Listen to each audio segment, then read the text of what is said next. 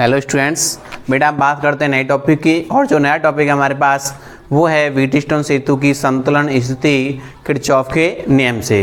बेटा इससे पिछले वीडियो लेक्चर में हमने जो व्हीटस्टोन सेतु की संतुलन अवस्था निकाली थी वो एक नॉर्मल नियम से निकाली, विभवांतर के आधार पर निकाली। अब बात करते हैं किरचॉफ के नियम से किस तरह से ज्ञात की जाती है। तो देखिए बेटा, बात देखिए, पहले समझेंगे बेटा, डायग्राम बनाएंगे अपने पास। किरचॉफ का नियम आप जानते हैं बेटा, व्हीटस्टोन सेतु में कितने प्रतिरोध लगे होते हैं? 4 प्रतिरोध लगे होते हैं और चारों एक चतुर्भुज के रूप में लगे होते हैं।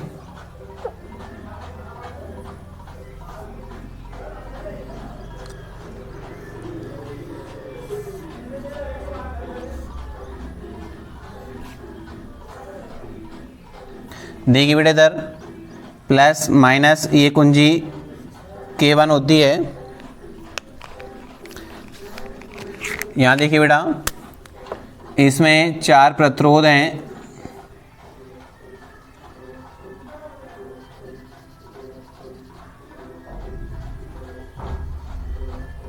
चार प्रतिरोध लगे हुए हैं बेटा, और इसका जो विद्युत वाहक है वो E है, और इसमें I धारा प्रवाहित हो रही है, और यहाँ पे भी I धारा हमें मिलेगी। ये बिंदु इसका, देखिए ये बिंदु इसका A है, ये B, और ये C बिंदु है इसका, और ये D। क्लियर बेटा? ये इसका C बिंदु है, वो B बिंदु है। अब बेटा इसके बीच में एक आप जानते हैं क्या लगा होती है? धारा मापी लगी होती है, और एक कुंजी K2 लगी होती है। K2 लगी होती है। अब ध्यान दो बेटा, इधर इसको हमने बोला बेटा P Q R और S। क्लियर है? इसमें P Q R S प्रतिरोध लगे हुए हैं जो एक चतुर्भुज के रूप में लगे हुए हैं। क्लियर बेटा यहाँ तक? अब देखो यहाँ से समझिए बेटा इसको,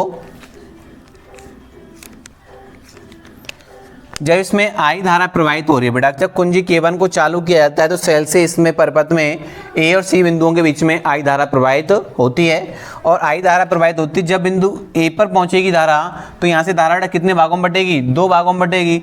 मान के चलिए इसमें तो जा रही है बेटा I1 और इसमें जा रही है I2। क्लियर है बेटा?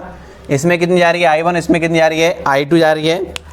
अब क्या होता है, जैसे ही B बिंदु पर I1 धारा पहुंचेगी, जैसे ही B बिंदु पर I1 धारा पहुंचेगी तो ये 2 भागों में बट जाएगी। इसमें जो धारा बह रही है बेटा वो IG है। गैल्वेनोमीटर में बहने वाली धारा कितनी है? IG। और यहाँ जो धारा जाएगी, अब देखो बेटा यहाँ कितनी धारा जाएगी बताना। अब IG, जब I1 में से IG यहाँ चलेगी तो यहाँ कितनी बचेगी बेटा? I1 माइनस का IG। क्लियर बेटा? वही की नहीं बेटा यहाँ पर। अब देखो ऐसे ही I2 धारा यहाँ D तक आएगी तो यहाँ कितने भागों में बट जाएगी? 2 भागों में बट जाएगी। अब IG भी इधर ही आ रही है बेटा, IG जो धारा है वो इधर ही आ रही है, और I2 इधर से आ रही है। तो बेटा देखिए कितनी भाग, यहाँ कितनी धारा बनेगी? I2 plus IG। क्लियर है बेटा? तो ये स्थितियाँ यहाँ पर बनेंगी। तो देखिए, और आप जानते हैं किरचॉफ का जो नियम यूज किया जाएगा वो बंद लूप में यूज किया जाएगा। हम किरचॉफ के द्वितीय नियम का प्रयोग करेंगे। लिखेंगे, माना धारा मापी का प्रतिरोध RG है तथा इसमें बहने वाली धारा IG है। क्लियर बेटा? अब देखो बेटा यहाँ पर, अब नियम निकाल बेटा, इसको हल करेंगे। देखिए इधर लिखेंगे, अब बेटा इसमें प्रथम नियम तो लगेगा नहीं, द्वितीय नियम लगाएंगे किरचॉफ के सेकंड नियम से।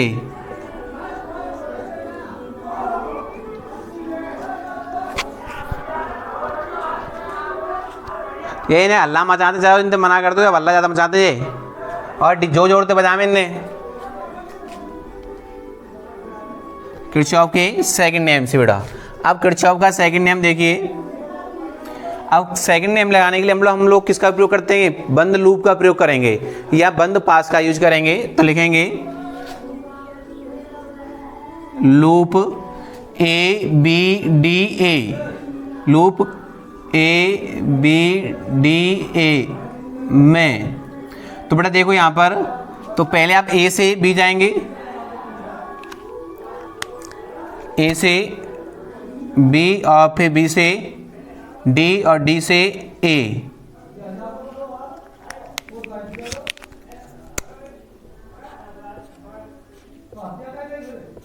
ठीक है बेटा, इसका यूज करेंगे। देखिए लूप बी ए डी में किरचॉफ का सेकंड लॉ लगाओ, वोल्टेज का लॉ। बेटा वोल्टेज का लॉ मैंने पिछली वीडियो लेक्चर में आपको बताया था कि जो संपूर्ण परपथ की जो परिणामी कोई परपथ होता है बेटा, उसका परिणामी विद्युत भागफल होता है, उसका जो वैल्यू होता है परपथ में लगे अन्य प्रतिरोधों या अन्य विभवों के स्तरों पर उत्पन्न विभवांतर के योग के बराबर होता है। अर्थात संपूर्ण वोल्टताओं का योग कितना होता है? 0 होता है।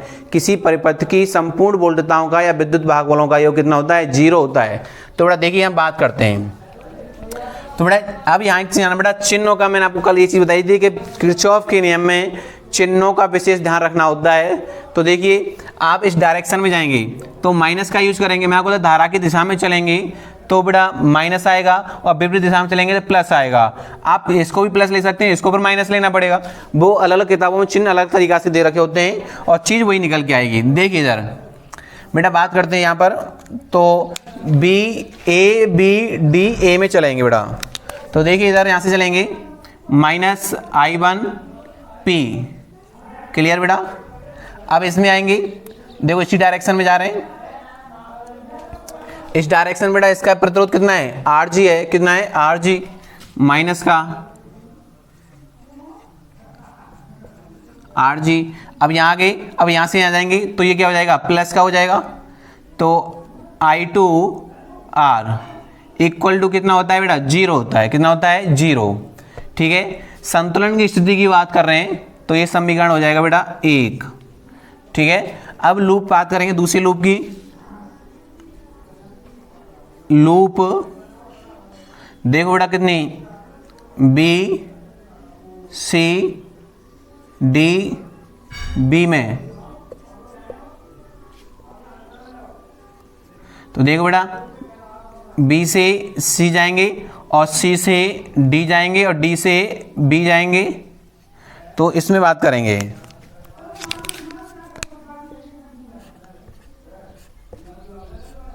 देखो बेटा इधर अब वही कंडीशन रहेगी। देखिए इधर, तो बेटा इस डायरेक्शन में जाएंगे तो इसमें धारा कितनी बह रही है? I माइनस आई जी, और प्रतिरोध कितना है? Q। तो माइनस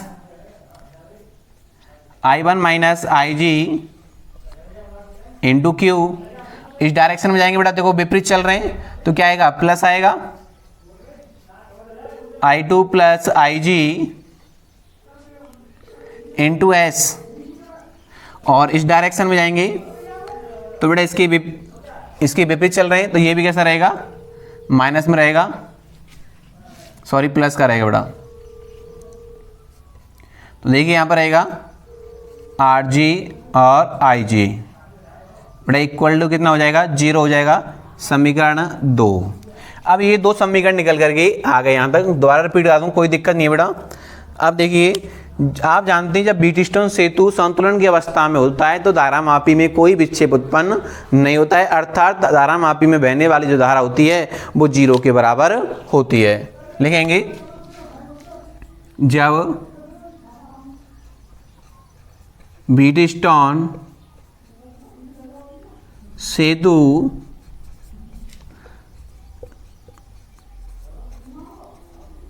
संतुलन की अवस्था में होता है तो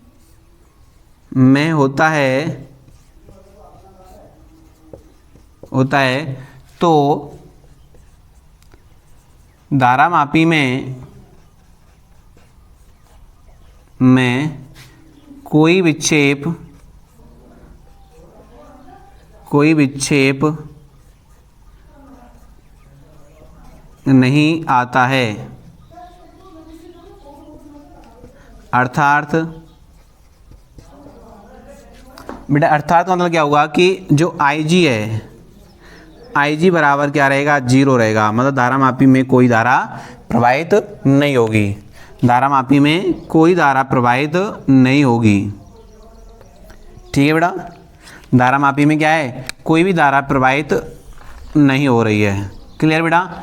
अब देखिए समीकरण 1 से, फ्रॉम इक्वेशन फर्स्ट, तो देखिए बेटा, तो पहले ही समीकरण में I बराबर क्या रख देंगे, Ig बराबर क्या रख देंगे, 0 रख देंगे। तो देखिए क्या बनेगी बेटा स्थिति, I1P minus Rg into 0 plus I2R equal to 0। तो बेटा ये वैल्यू क्या हो जाएगी, पूरी 0 हो जाएगी। तो जो समीकरण बनेगा minus I1P plus I2R equal to 0, पक्षांतर कर लीजिए। तो I2R बराबर हो जाएगा I1P। तो देखिए I1 के नीचे क्या लेके आएंगे बेटा आप लोग, I2 लेके आएंगे बराबर, और R के नीचे क्या जाएगी, P जाएगी, समीकरण 3 हो जाएगा। अब देखो बेटा इधर इसी प्रकार से लिखेंगे इक्वेशन सेकंड से। सेकंड में बेटा क्या रखेंगे आप लोग, Ig बराबर 0 रखेंगे। तो देखिए क्या स्थिति बनेगी। अब देखो बेटा यहाँ पर 0 रखेंगे तो ये स्थिति क्या हो जाएगी, 0, इसका मल्टीप्लाई इससे हो जाएगा, तो I1Q हो जाएगा, होगा नहीं होगा बेटा, और ये 0 हो जाएगा, तो I2 प्लस का S हो जाएगा, ये माइनस का रहेगा, और प्लस का I2S इक्वल टू 0। ठीक है ना, और इसको पक्षांतर करेंगे तो I2S बराबर I1Q, तो I1 अपॉन I2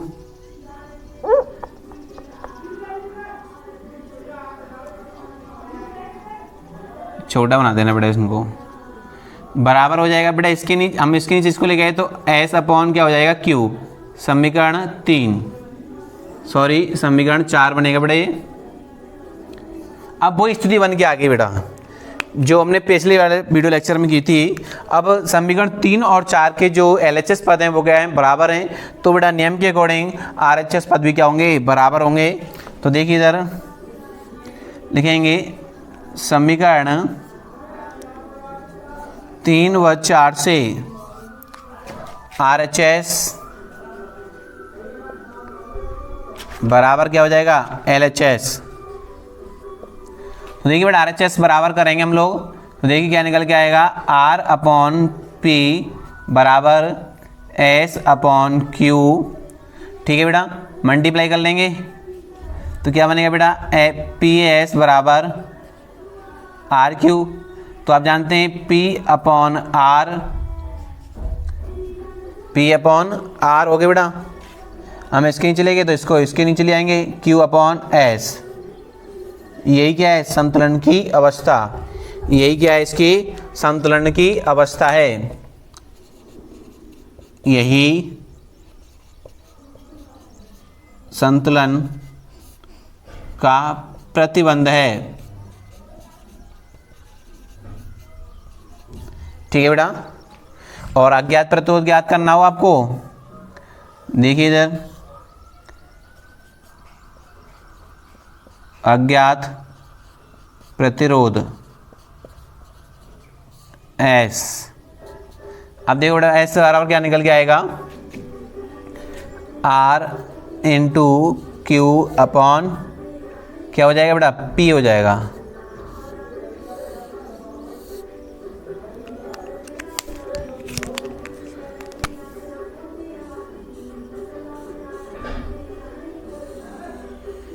ठीक है बेटा, और मैंने आपको बताया था कि इसकी सुग्राह्यता है वो कैसी रहेगी, अधिकतम रहेगी कब, जब P बराबर Q, Q बराबर R, R बराबर S, तो सुग्राह्यता अधिकतम होगी।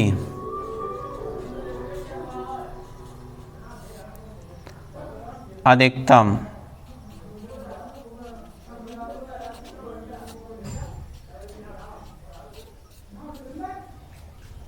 ठीक है बेटा, तो ये अधिकतम हो जाएगी। क्लियर है। और मैंने आपको बताया जब परिपथ के व्हीटस्टोन सेतु के सेल और कुंजी की स्थिति को बदला जाता है तो व्हीटस्टोन सेतु की जो संतुलन अवस्था है वो प्रभावित नहीं होती है, लेकिन सुग्राह्यता बदल जाती है। इसलिए इसकी जो ये बीडी और एसी जो भुजाएं होती हैं इनको हम लोग क्या कहते हैं, संलग्न भुजा कहते हैं। एबी और ये एडी जो वगैरह होती हैं, एडी और बीसी वगैरह कैसी भुजाएं, संलग्न भुजाएं। क्लियर बेटा, तो ये समझ में आया होगा। मैं दोबारा फिर रिपीट कर रहा हूँ, ये परिपथ है बेटा। इस परिपथ में आई धारा प्रवाहित हो रही है। जब आई धारा ए बिंदु पहुंचती है दो भागों में बढ़ जाती है, एक चली जाती है I1 और एक चली जाती है I2, एक AB डायरेक्शन में और एक AD डायरेक्शन में। B पे पहुंचती है तो I1 का कुछ भाग कहाँ चला जाता है, इस धारा मापी में चला जाता है। मान लो हमने इसमें कितना जा रहा है बेटा, IG जा रहा है, तो यहाँ जो धारा बचेगी वो कितनी बचेगी, 1 में से जा रही है तो I1 माइनस IG हो जाएगा। और यहाँ पर ये धारा इधर को लौट के आ रही है तो ये आपस में कट जाएंगी, जुड़ जाएंगी। तो हमें किरचॉफ के नियम से ज्ञात करना है, तो किरचॉफ का हम सेकंड लॉ यूज कर रहे हैं और सेकंड लॉ में आप जानते हैं वो बंद लूप लागू होगा। तो हमने लूप ले ली बेटा ABDA, पास या लूप बोलते हैं इसको। ठीक है, तो A से B जाना है, B से D जाना है, D से A जाना है। तो वही स्थिति धारा की डायरेक्शन में चलेंगे आप लोग तो माइनस लेना है, धारा के विपरीत आना है तो प्लस लेना है। ठीक है, अगर आप लोग धारा की डायरेक्शन में प्लस ले रहे हैं तो विपरीत आने पर क्या लेना पड़ेगा, आपको माइनस लेना पड़ेगा। आप कैसे भी यूज कर सकते हैं। तो I1 minus IP minus I1P minus RG हो जाएगा। इस डायरेक्शन में जा रहे हैं तो माइनस क्या आएगा और प्लस का इधर विपरीत जा रहे हैं तो I2 R बराबर 0 हो जाएगा। ऐसे ही सेकेंड लूप हमने यूज की। सेकेंड लूप में देखो बेटा, ये फर्स्ट लूप है आपके पास, तो B C D B में B से C से D से B जाना है।